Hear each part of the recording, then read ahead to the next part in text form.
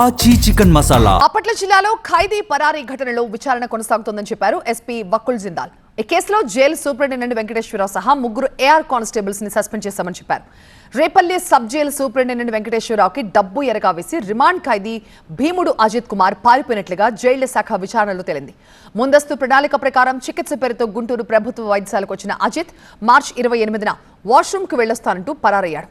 ఖైదీకి cardiology problem ఉందని, మెరుగైన వైద్యం అవసరం అంటూ జైలు సూపరింటెండెంట్ వైద్యులు కుమ్మక్కై గుంటూరు ప్రభుత్వ వైద్యశాలకు తరలించి అక్కడి నుంచి పారిపోయేందుకు సహకరించారని అధికారులు గుర్తించారు.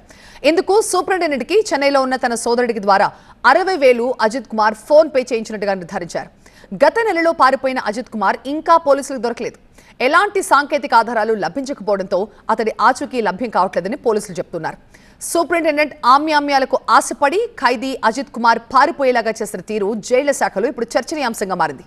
అజిత్ కుమార్ గతంలోనూ ప్రకాశం జిల్లా జైలు నుంచి తప్పించుకున్నాడని ఎస్పీ వకుల్ జిందాల్ చెప్పారు. సబ్ జైలుకి వెళ్ళినాక ఆయన అక్కడ కొంతమంది అఫీషియల్స్కి ఆన్లైన్ డబ్బు కొట్టించి అక్కడ నుంచి హాస్పిటల్ రెఫరల్కి రావడం జరిగింది. సో ఫస్ట్ రేపల్లె హాస్పిటల్కి తీసుకెళ్లారు. రేపల్లె హాస్పిటల్ నుంచి మళ్ళా అక్కడ కూడా మేనేజ్ చేసి ఫర్దర్ జీజీహెచ్కి రావడం జరిగింది. సో జీజీహెచ్లో అయినా రిమాండ్ అంటే అక్కడ ఉన్నప్పుడు ఎవరైతే డ్యూటీ మీద ఏఆర్ వాళ్ళు ఉన్నారో ముగ్గురు ఉన్నారు. సో వాళ్ళకి కూడా డిసీవ్ చేసి అతను పారిపోవడం జరిగింది. సో ఆ ముగ్గురు కానిస్టేబుల్స్ ఎవరైతే ఏఆర్ కానిస్టేబుల్స్ ఉన్నారో వాళ్ళ ముగ్గురిని మేము సస్పెండ్ చేయడం జరిగింది. వాళ్ళ మీద ఎంక్వైరీ నడుస్తూ ఉంది.